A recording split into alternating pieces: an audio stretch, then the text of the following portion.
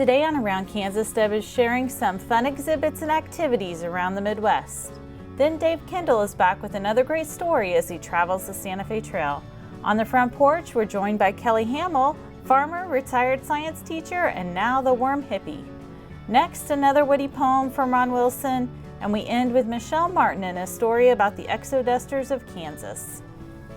Closed captioning brought to you by Ag Promo Source. Together we grow. Learn more at agpromosource.com. Welcome to the Western Kansas Wildlife Travel Center, right here in my hometown of Oakley, Kansas.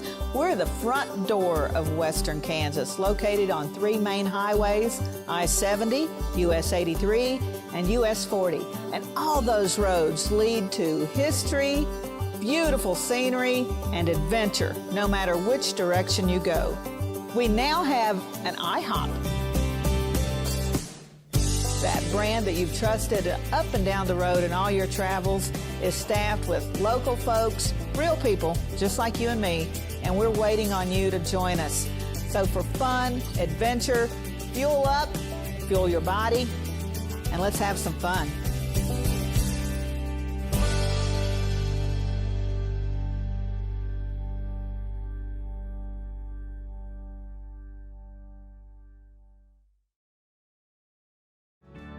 This segment brought to you by Kansas Corn. Learn more at kscorn.com. Good Wednesday morning. I'm Deb Goodrich. Welcome to Around Kansas. Coming to you from my home office this morning. I feel like I don't get to spend enough time here, and I bet the people who are waiting on the projects I'm working on don't think I do either. Oh well. We've been on the road. Have a brand new coffee cup. Isn't that pretty? From the White Deer Land Office Museum down in Pampa. Our good friends Anita Gillette down there. We're working on a mutual project with the Fort Wallace Museum and the White Deer Land Office Museum. So we've got some pieces of the same story, and they are working on reinterpreting the Red River War in their annex. So it's going to be an entire wing of the museum devoted to the Red River War, and that's going to be pretty spectacular. It will be the only museum like that tells that whole story. We've got a significant piece of that story. We have the German Family Massacre from 1874 that occurred in Logan County, and that happens to fit right in with what they're working on. So we're going to be working on ways to tell our different pieces of the story together and hopefully encourage visitors to go to both museums and all those in between that have little pieces of that story as well. So that was really fun to go down and visit with our friends, and it's always fun to jump into the history. It was really wonderful. Okay, I've got something else I want to share with you. I don't know if you have had a chance to visit the Warnall Major's house in Kansas City. I'm sure that many of you have planned to, if you're in Kansas City or the western part of Missouri, that you have wanted to go at some point. I highly recommend it. It's a wonderful museum, wonderful interpretation. They've got beautiful grounds, and they've got some new signage that I haven't seen because it's been a while since I've been there. But this is what I really wanted to share. This is so cool. They are doing history at home kits, 6 different 19th century topics for just $10 each. So, for example, in the Civil War Field Hospital kit, you get clue cards featuring Civil War medical tools, and kids will observe the photos and make inferences about what the tool was used for, and then open the clue card to see if they were right. So you can order these from the museum, or if you visit, you can pick one up there. And it also includes an admission ticket for one of the kids to come to the museum. So I think that's a wonderful deal. And if you're in western Missouri and eastern Kansas, it's all close. You know, it's easy to do. If you're in the western part of the state or central Kansas, where it's a little more of a trip, then make a trip of it and visit a lot of sites along the way. And there's a lot of places that you can stop and walk along the Missouri or the Kaw, where social distancing is really not a problem. You'll be outside. So let me know. I'll put together an itinerary for you. Maybe I should just work on that and post it online. All the must-see stops if you're going to either end of the state. But, we've got so much to see all over the place. And then our neighbors on either side just go a little farther, and there's more cool stuff. There's a lot of cool stuff on the show today, too, so stay with us. Be right back.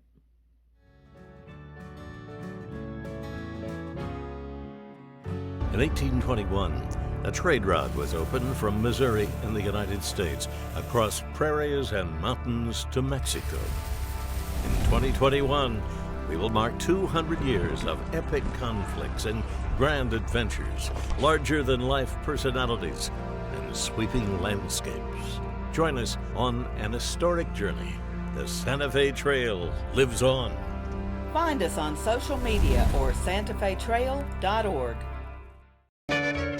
Ag Promo Source is a unique group of marketing specialists with one mission: help your ag business grow. Each affiliate has their own area of expertise, and they work together to bring you advice, products, and services. To get started, visit agpromosource.com. Ag Promo Source. Together we grow.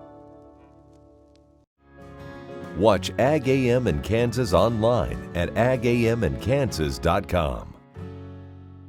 Sure Crop Fertilizers was started by my father, Don Sherman, and my mother, Shirley Sherman. Family business that started in the 80s. We predominantly focus on plant nutrients and what we can do to give growers better responses with the fertilizer dollars that they do, and what we can do to make those things work better for that grower.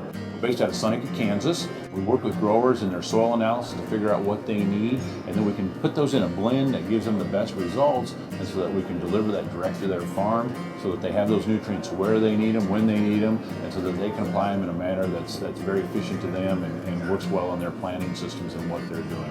Sure Crop Fertilizers has been around for a long time. We always say we're big enough to take care of everything you need, but we're small enough to do it quickly.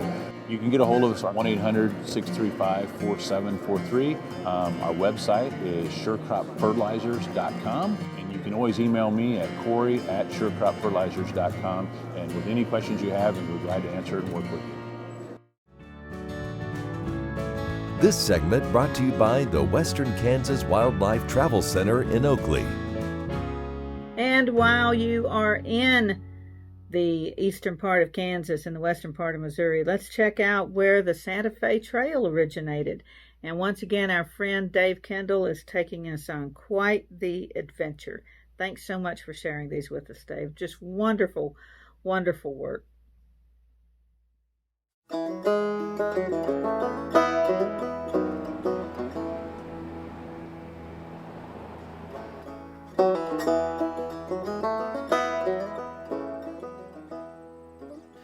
The Santa Fe Trail is said to have originated at the town of Franklin, Missouri, located along the Missouri River about 150 miles west of St. Louis.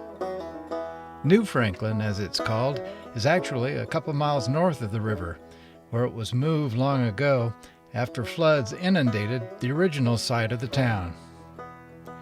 It was from here on September 1st of 1821 that 6 men loaded trade goods on their pack animals and headed west.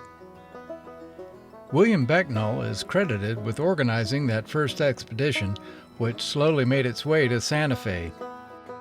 From Franklin, they proceeded along the north side of the river, crossing it a few miles upstream near the landing of the Arrowrock Ferry. The ferry landing is now far removed from the river, which has since changed course. The town of Arrowrock grew up in the hills above the river, where tourists can now stroll the boardwalk and sample the fare at an historic restaurant. About 75 miles further west along the Missouri River, Becknell and his associates stopped at Fort Osage, then a remote outpost on the edge of the frontier. Built a few years after this area became part of the United States through the Louisiana Purchase, the fort was established to develop relations with the Osage Indians who lived in the area. It served as both a trading post and as a sanctuary for travelers. Although the fort was abandoned in 1827, when Fort Leavenworth was established further to the west, It's been reconstructed and has been designated a National Historic Landmark. As Becknell's party headed on west from Fort Osage, they were entering a wild and undeveloped landscape.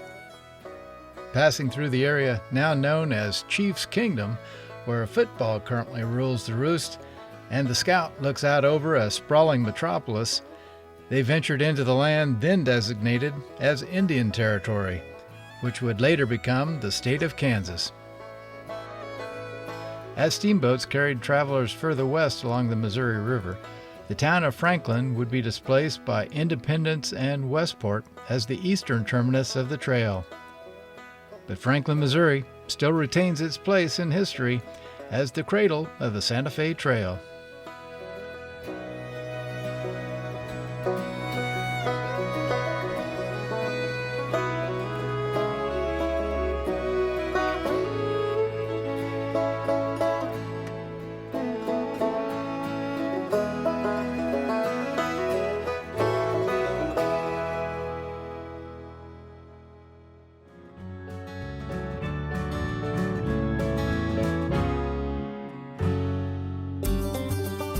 Welcome to the Western Kansas Wildlife Travel Center, right here in my hometown of Oakley, Kansas. We're the front door of Western Kansas, located on 3 main highways, I-70, US 83, and US 40. And all those roads lead to history, beautiful scenery, and adventure, no matter which direction you go. We now have an IHOP. That brand that you've trusted up and down the road in all your travels is staffed with local folks, real people, just like you and me, and we're waiting on you to join us. So for fun, adventure, fuel up, fuel your body, and let's have some fun.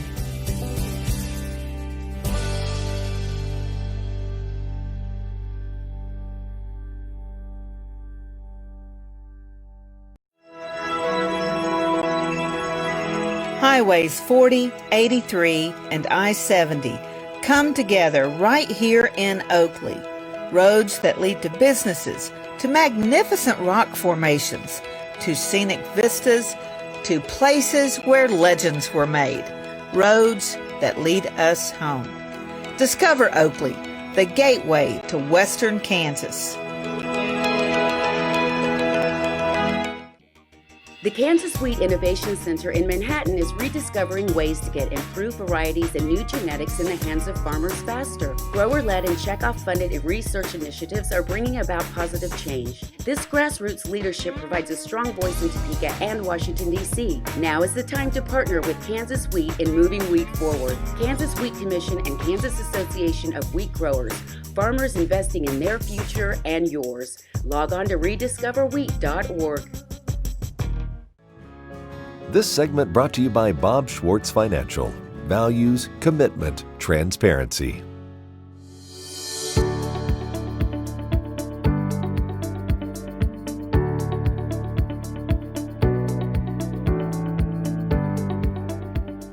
Kelly Hammel joins us today. Kelly is a farmer, retired science teacher, and now known as the Worm Hippie. Raising worms went from a hobby to a business. We talk about the types of worms and how he sells them. I sell a lot of worms. These are composting worms. I have 3 types of worms: red wigglers, European night crawlers, and African night crawlers. And your red wigglers are mainly composting worms. They're just used for that. They're not a very big worm. So if you get them going, you put your cardboard and your newspaper and your organic table scraps. You put them in there, and they'll break them down. And then I have European night crawlers, which are a little bigger worm. You can use them for fishing and composting. And then I have African night crawlers, which they're a little bit bigger, and you can use them for fishing and composting too.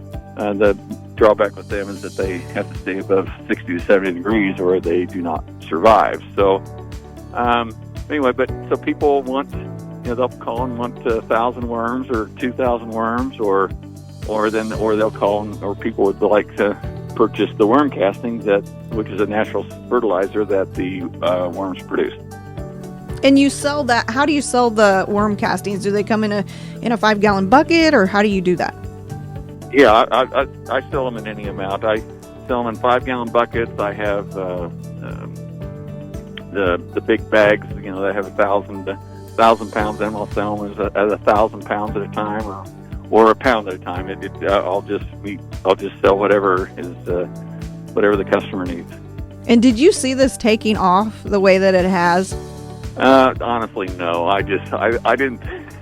I was just in it to mess around, and have something to do, and then I really liked it and saw there might be a little potential in it. So it's been fun. It's been a lot of fun, and my son's really into it. He's more in the marketing side. He thinks we need T-shirts, thinks we need hats, and thinks and we have boxer shorts. So he just get but it's just been something fun to get involved with, and then he and I have a lot of fun doing it. Even though he's 20 hours away, we still do a lot of stuff on the phone and through the internet. So it's been good for us to work together with that too. So kind of a family business all the way around. That's kind of interesting. Yep, it is. And so with the composting worms, if I decided that I was going to do that, can you help me set that up and make that work if I'd never ever done anything as far as composting before? Oh yeah. That's I can sell you just the worms, or I actually sell the bucket, which is an active worm farm going. It has anywhere from 500 to 1,000 worms in it, worms of all ages. And, it's ready to go. Add some food, every other week or so, and then you would have a thriving worm farm. That's interesting. And so after you got in this, or as you were getting in this, did you find that there were other worm farmers? Are there any worm farmers in Kansas, or did you have to go outside the state? There's a couple. There's one, actually there's a new one in Onega, but when I started, there was one in Spring Hill, Kansas, and then other than that, I don't, or then one might have been out by Horton. But other than that, I really don't. Those are the only two that I kind of thought came across, and I've only talked to one of them. So yeah, it's been. They're spread out all over, and when we go on vacations, that's one thing that we have to do each time, is that we have to visit a worm farm.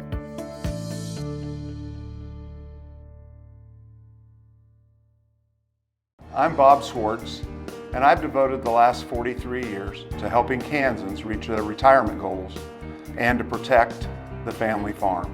At Bob Swartz Financial, we believe everyone should be able to live the retirement they've always dreamed of. Our team of professionals can help you create an efficient strategy using a variety of investment vehicles to help you address your financial needs and your concerns. Bob Swartz Financial values commitment and transparency.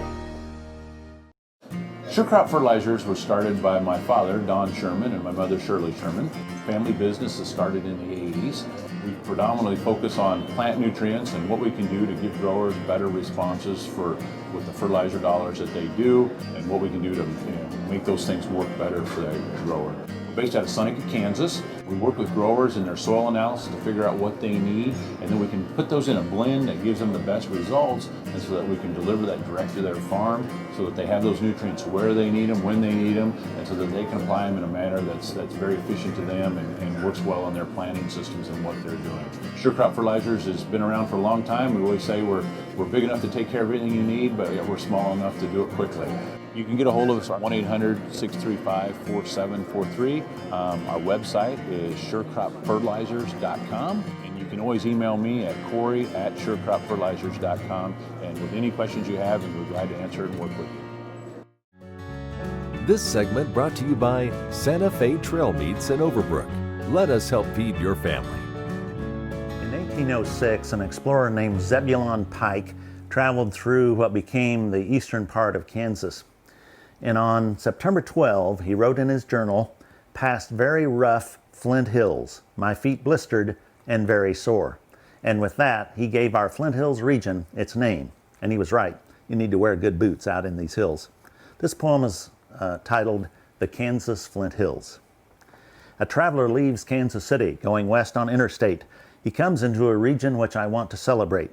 As he enters rolling rangeland, there's a sign his vision fills, a big sign of native stone saying, "Welcome to the Flint Hills." The region takes its name from a long ago hike when described as Flint Hills by explorer Zebulon Pike. The stones of flint or chert which underlie this great landscape over centuries made the hills with their unique slope and shape. Those rocks made it unsuitable for use by farmers' plows, but they made a perfect place to harvest grass by grazing cows. These hills underlain by rock are a wondrous part of God's creation, a special part of Kansas, and a treasure for our nation. It's the last remaining tall grass, a key site of prairie ecology, the home of grazing bison and Native American history. The Flint Hills of Kansas are the world's best for grass. When it comes to raising beef, this region's world class. So we celebrate this region and the need that it fulfills for ecology and people in the Kansas Flint Hills. Happy trails.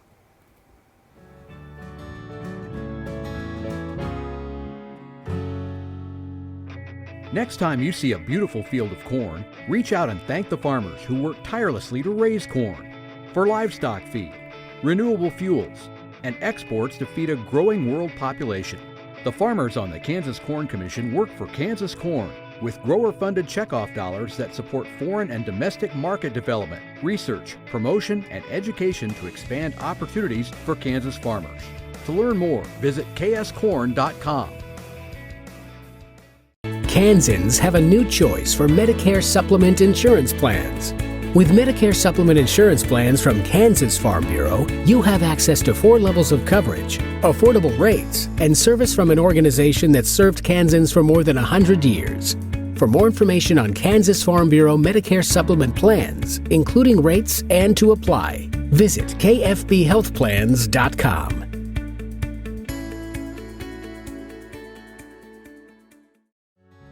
This segment brought to you by Kansas Farm Bureau, the voice of agriculture. To join today or for more information, go to kfb.org or find us on Facebook and Twitter. Kansas entered the Union as a free state on January 29, 1861, and as a free state, it was a mecca for many freed people from the South. We have many towns that were settled by the Exodusters, those folks that were looking for a better life, and many of them found it here in the Sunflower State. Michelle brings us some of those stories this morning. Good morning, Michelle. Good morning, Deb. Throughout her history, Kansas has been associated with wide open spaces and freedom. Today, I want to share the amazing story of the Exodusters and their search for freedom in Kansas. After the close of the Civil War, formerly enslaved men, women, and children looked to the American West as a place to build new lives. Kansas became a focal point for African American migration after the war. Kansas was associated with freedom because of the state's struggle over the slavery issue from 1854 to 1861. By 1870, over 17,000 free blacks called Kansas home. In 1873, 300 men, women, and children led by Benjamin Singleton settled near Baxter Springs. This was the first party of black migrants led by Singleton. A former slave from Tennessee, Singleton was seen as a new Moses leading free blacks to the promised land of Kansas. He used his skills as an orator and promoter to spur on settlement activity. From 1879 to 1881, Kansas saw the largest influx of Exodusters. New all-black towns and colonies dotted the Kansas landscape. Founded in 1877, Morton City was located 3 miles north of Jetmore. 107 individuals, including Lafayette Green, called the town home. He arrived with only $14 to purchase land and start a new life. Dunlap Colony in Morris County was founded in May 1878. The colony boasted a school, literary society, and business academy. John Sumner and his family called Dunlap Colony their home. Some settlements like Rattlebone Hollow, Hoggstown, and Mississippi-town were located within the boundaries of present-day Kansas City. The Bottoms in Tennessee-town were located in Topeka. Tennessee-town, settled by 500 migrants, was situated in North Topeka and featured schools, homes, and businesses. Founded by Reverend Alfred Fairfax, Little Caney Colony was situated in Chautauqua County. Fairfax brought 200 families with him to settle in Kansas. Some Exodusters like Junius Groves and his wife Matilda settled near Edwardsville, apart from an established Exoduster community. He arrived in Kansas in 1879 with 99 cents. By 1902, he was the potato king of the world and grew more bushels per acre than any other producer. He became a successful produce grower and shipper and was one of the nation's wealthiest African Americans at the turn of the century. Despite battling the elements, financial hardships, and racism, the Exodusters and their communities in Kansas represented hard-won freedom for African Americans. Today, you can visit the Exoduster community of Nicodemus, a unit of the National Park Service, and learn more about Kansas's all-Black towns. I hope you enjoyed today's show and that you'll join me next time for another historical adventure somewhere around Kansas. Once again, thank you for sharing your Wednesday morning with me. I'm Deb Goodrich. God bless y'all. And I'll see you somewhere around Kansas. Closed captioning brought to you by Ag Promo Source. Together we grow. Learn more at agpromosource.com.